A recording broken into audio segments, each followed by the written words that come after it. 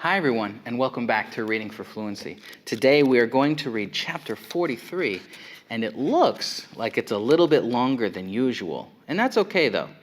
But this time we're going to try something a little different. I've had students say that, hey, Chris, I am far enough in your program, after 42 chapters, that you don't need to repeat the whole page again and again, okay? I had a request that we just do the single word that's difficult if a hard word pops up. So let's try that. Yeah, let's try that. All right, so we're going to read chapter 43. Here we go. We weren't always homeless, Zero said. I remember a yellow room.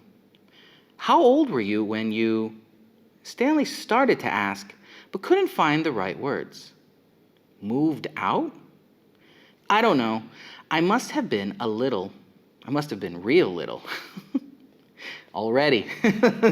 Trying something new and terrible. I don't know. I must have been real little because I don't remember too much. I don't remember moving out. I remember standing in a crib with my mother singing to me. She held my wrists and made my hands clap together. She used to sing that song to me, the one you sang. It was different, though. Zero spoke slowly, as if searching his brain for memories and clues. And then, later, I know we lived on the street, but I don't know why we left the house. I'm pretty sure it was a house and not an apartment. I know my room was yellow. It was late afternoon. They were resting in the shadows of the thumb. They had spent the morning picking onions and putting them in the sack. It didn't take long, but long enough so that they had to wait another day before heading down the mountain. They wanted to leave at the first hint of daylight, so they had plenty of time to make it to Camp Green Lake before dark. Stanley wanted to be sure he could find the right hole. Then they would hide by it until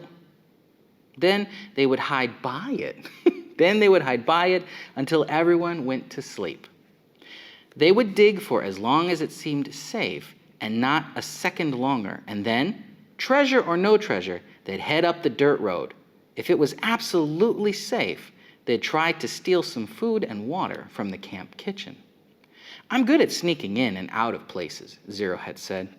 Remember, Stanley had warned, the door to the rec room squeaks. Ooh.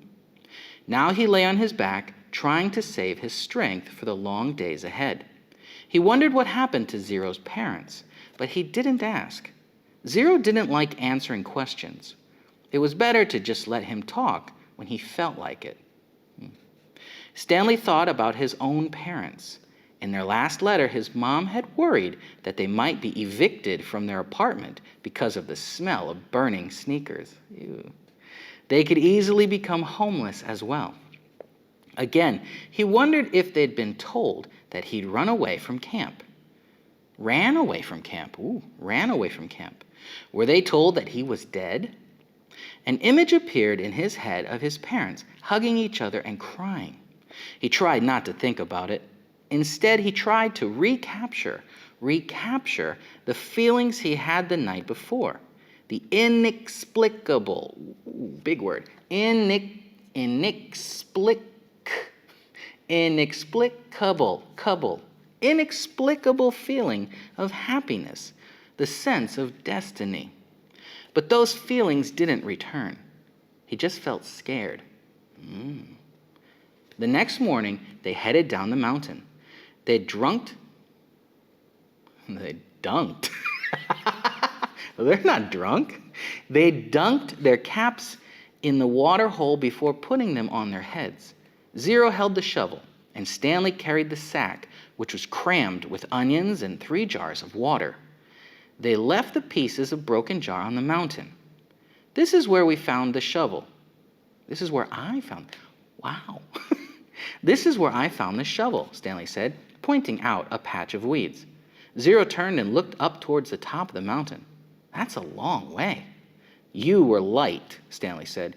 You'd already thrown up everything that was inside your stomach. He shifted the sack from one shoulder to the other. It was heavy. He stepped on a loose rock, slipped, and fell hard. The next thing he knew, he was sliding down the steep side of the mountain. He dropped the sack, the onions spilled around him. He slid into a patch of weeds and grabbed onto a thorny vine. The vine ripped out of the earth, but slowed him enough so that he was able to stop himself. "Are you all right?" Zero asked from above. Stanley groaned as he pulled a thorn out of the palm of his hand. "Yeah," he said. He was all right. He was worried more about the jars of water. I would be too. Zero climbed down after him, retrieving the sack along the way. Stanley pulled some thorns out of his pants legs. The jars hadn't broken. The onions had protected them, like styrofoam packing material. "Glad you didn't do that when you were carrying me," Zero said. They lost about a third of the onions, but recovered many of them as they continued down the mountain. When they reached the bottom, the sun was just rising above the lake. They walked directly towards it. Soon they stood on the edge of a cliff, looking down on the dry lake bed. Stanley wasn't sure, but he thought he could see the remains of the Mary Lou off in the distance. "You thirsty?" Stanley asked. "No," Zero said. "How about you?" "No," Stanley lied. He didn't want to be the first one to take a drink. Although they didn't mention it, it had become a kind of challenge between him and Zero. They climbed down into the frying pan. It was a different spot from where they had climbed up. They eased themselves down from one ledge to another and let themselves slide in What? They eased themselves down from one ledge to another and let themselves slide in other places, being especially careful with the sack. That made more sense. Stanley could no longer see the Mary Lou, but headed in what he thought was the right direction. As the sun rose, so did the familiar haze and heat and dirt. "You thirsty?" Zero asked. "No," said Stanley. "Because you have 3 full jars of water," said Zero. "I thought maybe it was getting too heavy for you. If you drink some, it'll lighten your load." "I'm not thirsty," said Stanley, "but if you want a drink, I'll give you some." "I'm not thirsty," said Zero. "I was just worried about you." Something boys do, right?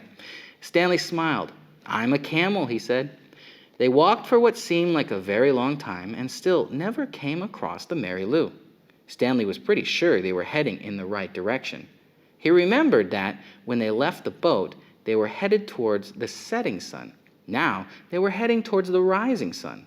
He knew the sun didn't rise and set exactly in the east and west, but more southeast and southwest. But he wasn't sure how that made a difference. His throat felt as if it was coated with sandpaper. "You sure you're not thirsty?" he asked. "Not me," said Zero. His voice was dry and raspy, so it's more like, "Not me."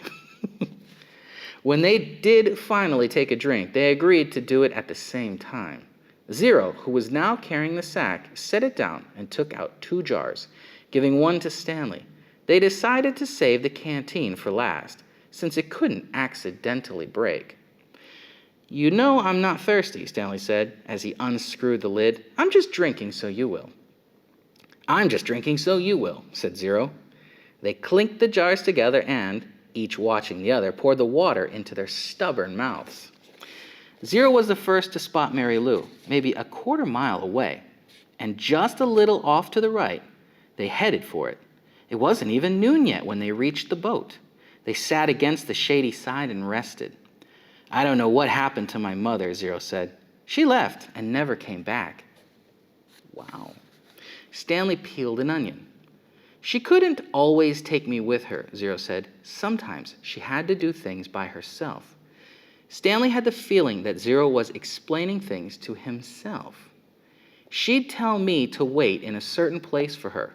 When I was real little, I had to wait in small areas, like on a porch step or doorway. Now, don't leave here until I get back," she'd say. I never liked it when she left.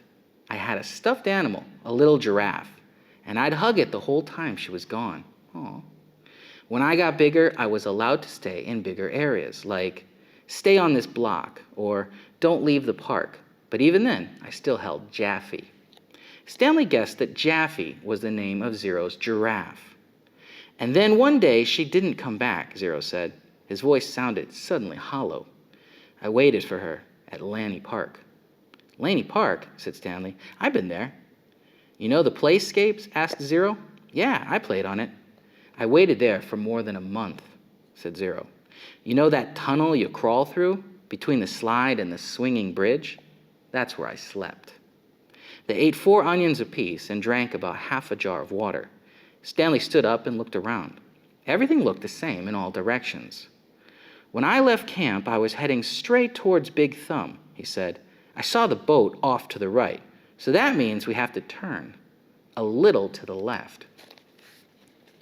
Zero was lost in thought. What? Okay, he said.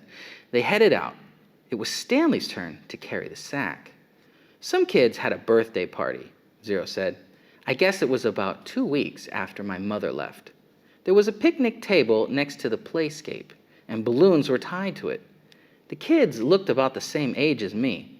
One girl said hi to me and asked me if I wanted to play. I wanted to, but I didn't. I knew I didn't belong at the party, even though it wasn't their playscape. There was this one mother who kept staring at me like I was some kind of monster. Then later, a boy asked me if I wanted a piece of cake. But then that same mother told me, go away. She told all of the kids to stay away from me, so I never got the piece of cake. I ran away so fast I forgot Jaffe. Aw. Did you ever find him? It? For a moment, Zero didn't answer. Then he said, he wasn't real. Stanley thought again about his own parents, how awful it would be for them to never know if he was dead or alive. He realized that was how Zero must have felt, not knowing what happened to his own mother. He wondered why Zero never mentioned his father. Hold on, Zero said, stopping abruptly. We're going the wrong way.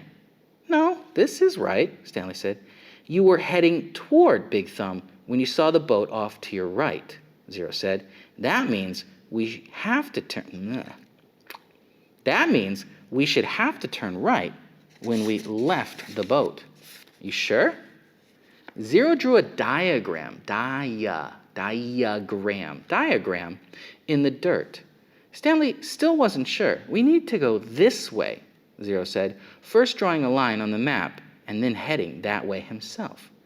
Stanley followed. It didn't feel right to him, but Zero seemed sure. Sometime in the middle of the afternoon, a cloud drifted across the sky and blocked out the sun. It was a welcome relief. Once again, Stanley felt that destiny was on his side. Zero stopped and held out his arm to stop Stanley too. Listen, Zero whispered. Stanley couldn't hear anything. They continued walking very quietly, and Stanley began to make out the faint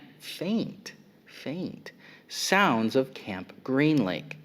They were still too far away to see the camp, but he could hear a blend of indistinct, hear that? Indistinct, 5 sounds there, indistinct voices. As they got closer, he occasionally could hear Mr. Sir's distinctive bark.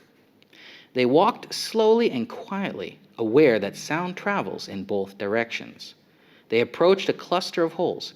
Let's wait here until they go in, said Zero. Stanley nodded. He checked to make sure there was nothing living in it, then climbed down into a hole. Zero climbed into the one next to him.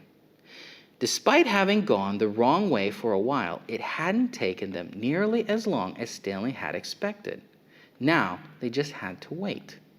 The sun cut through the cloud, and Stanley felt its rays beating down on him.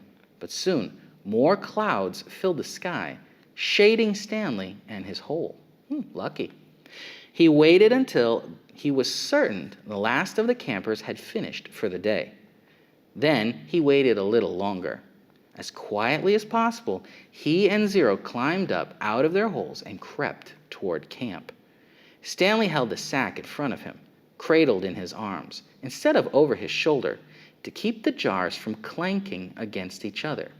A wave of terror rushed over him when he saw the compound, the tents, the rec room, the warden's cabin under the 2 oak trees.